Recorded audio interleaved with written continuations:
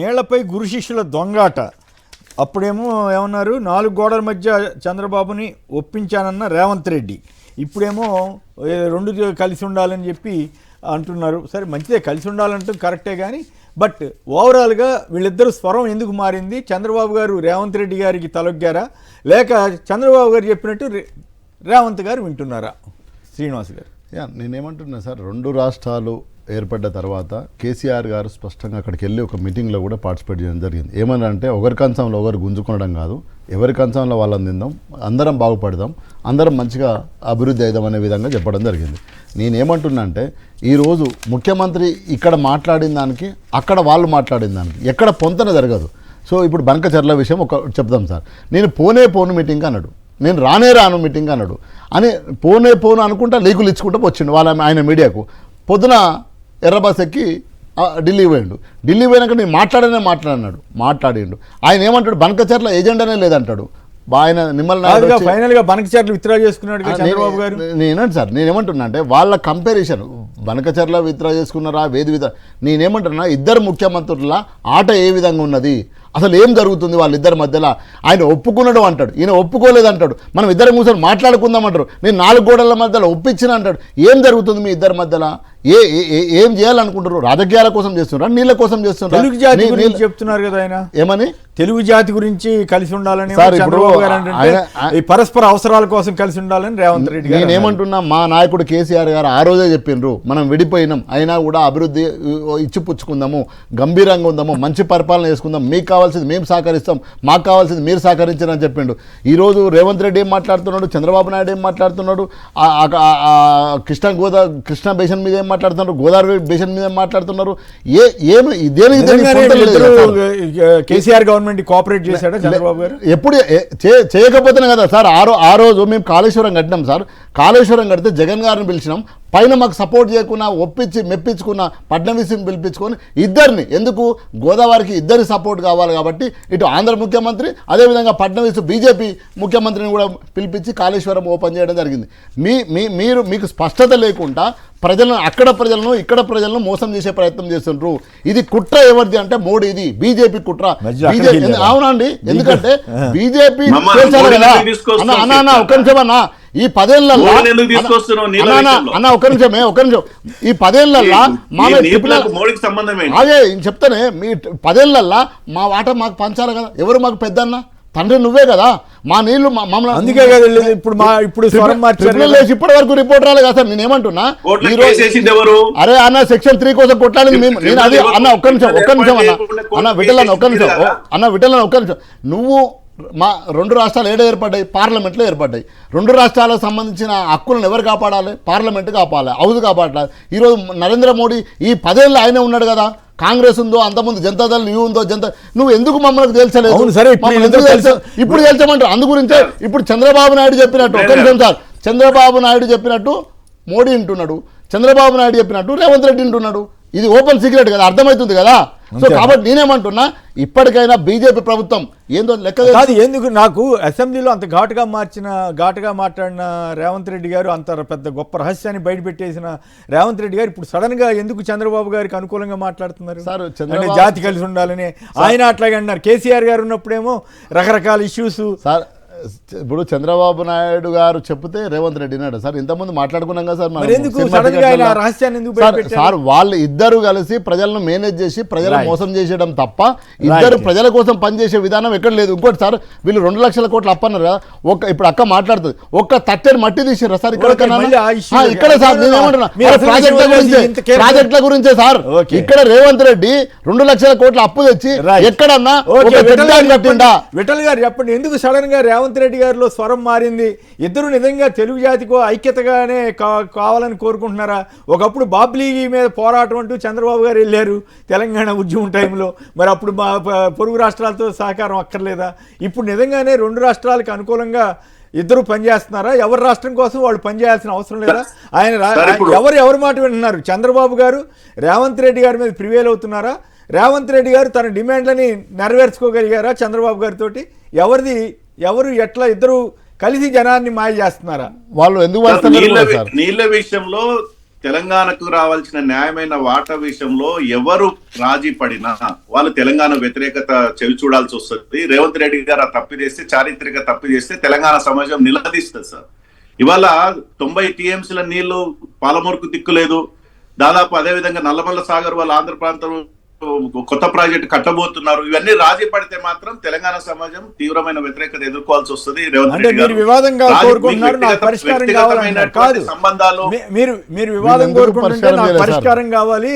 హైదరాబాద్కి ఇక్కడ తెలంగాణకేమో water issue ఉంది, వాళ్ళకి అమరావతికి ఏమో హైదరాబాద్ సహకరిస్తుందని అంటారు. మరి హైదరాబాద్ ఏ రకంగా సహకారం అందిస్తారో నాకు ఐడియా లేదు. ఆ 2 పాయింట్లు కూడా అన్నారు కదా. వారికి వ్యక్తిగతమైన సంబంధాలు, గురు శిష్యుల బంధాన్ని మాకు సంబంధం లేదు సార్. అంటే బీజేపీకి కానీ తెలంగాణ సమాజానికి కానీ తెలంగాణ రావాల్సిన న్యాయమైన హక్కు కోసం ఒక నాయకుడుగా, మొత్తం ఒక ఫ్లోర్ లీడర్ గా నువ్వు గట్టిగా నిలబడుతున్నావు లేదని తెలంగాణ సమాజం గమనిస్తుంది. ఎక్కడైనా రాజీ పడితే మాత్రం తీవ్రమైన వ్యతిరేకత రేవంత్ రెడ్డి గారు ఎదుర్కోవాల్సి వస్తుంది. వాళ్ళ సుప్రీంకోర్టు కూడా చెప్పింది, కలిసి కూర్చొని మాట్లాడుకోండి, సమస్య పరిష్కరించుకోండి. కేంద్ర ప్రభుత్వం కూడా కమిటీ వేసింది, ఆఫీసర్స్ ఉన్నత అపెక్స్ కమిటీ వేసింది. ఆ చర్చించుకోండి, సామరస్యంగా మాట్లాడుకోండి, తెలంగాణ హక్కుల్ని కాపాడుకోండి. తెలంగాణలో కూడా బీజేపీ ఉంది, తెలంగాణలో కాంగ్రెస్ ఉంది, తెలంగాణలో బీఆర్ఎస్ ఉంది.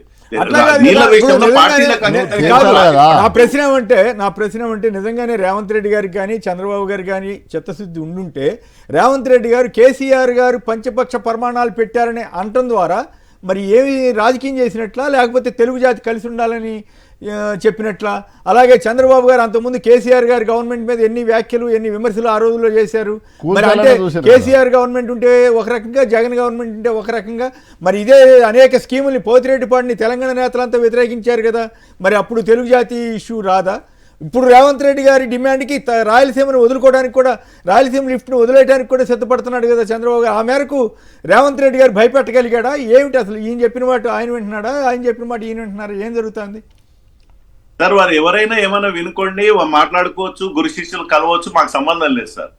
తెలంగాణ ప్రజలకు కాపాడాల్సిన బాధ్యత రేవంత్ రెడ్డి గారి పైన, ముఖ్యమంత్రి పైన ఉంది. ఇప్పటికే పోతిరెడ్డి పాటి ద్వారా రోజుకు 8 నుంచి 10 టీఎంసీలు నీళ్లు పోతున్నాయి. కృష్ణాలో నీళ్లే దిక్కులేవు, వెళ్ళొద్దంటారు. ఇవాళ కొత్తగా 90 టీఎంసీలకు బదులు కాంగ్రెస్ ప్రభుత్వం 45 టీఎంసీలు నీళ్లు చాలని అడుగుతా ఉంది. నీళ్లు లేని ప్రాజెక్టులు కట్టుకొని ఏం చేసుకుంటాం సార్? ఇందిర గారితో మాట్లాడదాం. ఇందిర గారు చెప్పండి, మీరు అధికారంలో ఉంటేనేమో తెలుగు జాతి అంతా ఐక్యంగా ఉండాలా, వేరే వాళ్ళ అధికారంలో ఉంటేనేమో ఎవరి రాష్ట్రం వాళ్ళ ముఖ్యం, ఇది తాకట్టు పెడతారా, వాళ్ళకి తాకట్టు పెడతారా, వీళ్ళకి తాకట్టు పెడతారని ఆ రోజుల్లో విమర్శలు చేశారు కదా. అప్పుడు రేవంత్ రెడ్డి గారి మనిషే కదా రాయలసీమ ఎత్తిపోతల పథకంకి వ్యతిరేకంగా కోర్టుకి కూడా ఎన్జీటీకి వెళ్ళటం, ఆపేయటం, ఇవన్నీ చాలా వచ్చినాయి కదా పోతిరెడ్డిపాటి మీద. మరి ఇప్పుడు చంద్రబాబు గారు ఏమైనా పాలమూరు ఇవన్నీ ఓకే చేసేస్తానని ఒప్పుకున్నారా? దాని తగ్గట్టే మీరు ఆ ప్రాంతంలో ప్రాజెక్టులు కానీ ఇతరత్ర చంద్రబాబు గారు ఏమడిగితే అది ఇచ్చేస్తున్నారా? ఏంటి అసలు ఏం జరుగుతుంది? దక్షిణ తెలంగాణలో ఉన్నటువంటి పాలమూరు రంగారెడ్డికి చేయకుండా రాయలసీమ లిఫ్ట్ ఇరిగేషన్ సందర్భంలో జగనన్న ఉన్నప్పుడు జరిగినటువంటి చేసిన ప్రక్రియకి ఇక్కడ ఉన్నటువంటి ముఖ్యమంత్రి కేసీఆర్ గారు పూర్తి మద్దతుతోనే జరిగిందన్నది ఆ రోజు మేము చెప్పినాము, దాన్ని కట్టుబడి ఉన్నాము. ఇవాళ కూడా అదే విషయాన్ని ఉటంకిస్తూ తెలియజేస్తున్నాము. పాలమూరు రంగారెడ్డికి కనీసం డిపిఆర్ లేకుండానే చేసినటువంటి పనికి ఉన్నటువంటి ఎన్జిటికి ఒక వ్యక్తి వెళ్ళిన సందర్భంలో డిపిఆర్ వచ్చింది. 2010లో ప్రాజెక్టు మొదలైతే 2022లో డిపిఆర్ వచ్చింది సార్. ఇంతకన్నా దుర్మార్గం ఉన్నదా? సో ఆ సందర్భంలో ఇవాళ నీళ్లు తీసుకోవాలంటే 0.25 కెపాసిటీ మాత్రమే తెలంగాణకు ఉండింది. అదే ఆంధ్రాలో ఉన్నటువంటి జగనన్న దాన్ని 13 టీఎంసీలు తీసుకోవడానికి ఈ మధ్య కాలంలో తను పని చేసుకున్నాడు. మరి దీనిని మేము ఉటంకించడం తప్పేముంది సార్? దాంట్లో ఎవరెవరికి సహకరించినట్టు? అందుకే అంటున్నా, ఏమంటారు, మొగను కొట్టి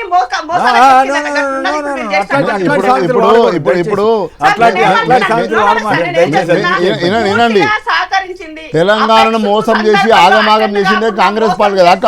2013 తీర్మానాలు కదా అక్క అన్ని వచ్చినాయి. లెటర్ రాసిండు. ఎందుకు రాసిండు?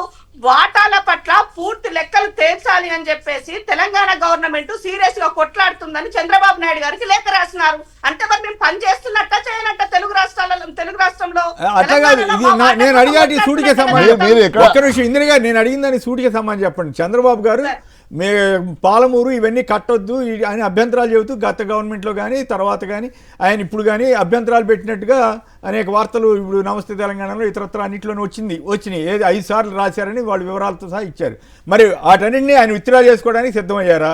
2, ఇక్కడ కేసీఆర్ గారిని జగన్ గారు కలిస్తేనేమో తెలుగు జాతి కలిసినట్టు కాదా? మీరు ఇద్దరు కలిస్తే? ఇద్దరు అధికారంలో ఉంటేనేమో తెలుగు జాతి కలిసి ఉండాలా? ఎట్లా ఈ డిఫరెన్షియేషన్ ఎట్లా చూస్తారు?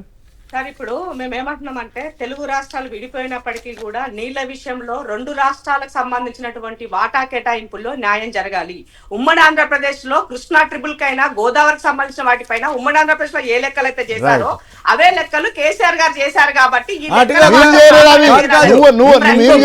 ఆ పాపం మాది కాదు, అది ఆ పాపం మీ పాపమే. 2013 వరకు ఉన్నది నువ్వు గవర్నమెంట్. కాదు ఇంకొక కీలకమైన పాయింట్. కాదు ఒక్క నిమిషం ఇందిర గారు ఒక్క నిమిషం. వీళ్ళిద్దరే ఓటు ఇచ్చి నోటిచ్చి ప్రభుత్వాన్ని కూల్చి అప్పటికప్పుడే నీళ్ళు ఎత్తుకపోవాలని ప్రయత్నం చేసింది చంద్రబాబు నాయుడే కదా. తెలుగు జాతి లేదు, ఇప్పుడే తెలుగు జాతి వచ్చింది తెలంగాణ. అప్పుడు తెలుగు జాతి లేదు, అప్పుడు ఇద్దరు మాట్లాడితే రకరకాల మాటలు మాట్లాడతారు. ఇప్పుడు తెలుగు జాతి వచ్చిందా? రైట్. ముఖ్యమంత్రులతోనేమో ఒక్క నిమిషం దొరికింది ఈ ముఖ్యమంత్రి కదా. ఆ ఇష్యూలోకి వద్దులేండి. అంటే ముఖ్యమంత్రులిద్దరునేమో స్వరం మార్చారు, కానీ మంత్రులు నిమ్మల రామానాయుడు గారేమో అక్కడ నల్లమల సాగర్ మీద గట్టిగా ఫైట్ చేయండి అనేమో ఆయన చెప్పారు కోర్టులో. ఉత్తమ్ కుమార్ రెడ్డి గారు ఒక్కరు చుక్క కూడా వదులుకునే ప్రసక్తి లేదని ఆయన చెప్పారు. మరి వీళ్ళిద్దరికీ తెలియకుండా చెప్పారా ఏంటి? ముఖ్యమంత్రులు ఏమో స్వరం మార్చారు, ఇంకా మంత్రులతో కూడా ఎప్పుడు స్వరం మార్పిస్తారు?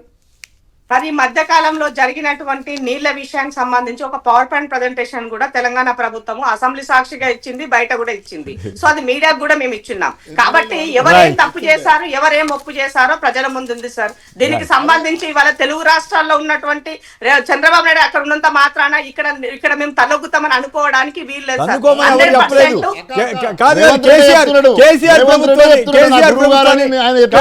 అడిగిన దాంట్లో రీజన్ ఉంది కదా. కేసీఆర్ ప్రభుత్వాన్ని కూల్చినప్పుడు తెలుగు జాతి గుర్తు రాలేదా? రెండో తెలుగు రాష్ట్రాన్ని ఇబ్బంది పెట్టారు. హైదరాబాద్ లో సెక్షన్ 8 పెట్టాలన్నారు కదా. హైదరాబాద్ లో సెక్షన్ 8 పెట్టాల్సిందే. నా సిబిఐ ఉంది, నా ఇంటెలిజెన్స్ ఉంది, నా వ్యవస్థ ఉంది అన్నాడు కదా. రైట్. అన్యాయం జరుగుతున్నప్పుడు తెలుగు జాతిగా వాళ్ళకి ఎందుకు గుర్తులేదని అడుగుతున్నాము. అప్పుడు లేదు తెలుగు జాతి, ఇప్పుడు గుర్తొచ్చింది ఆక చంద్రబాబు నాయుడు.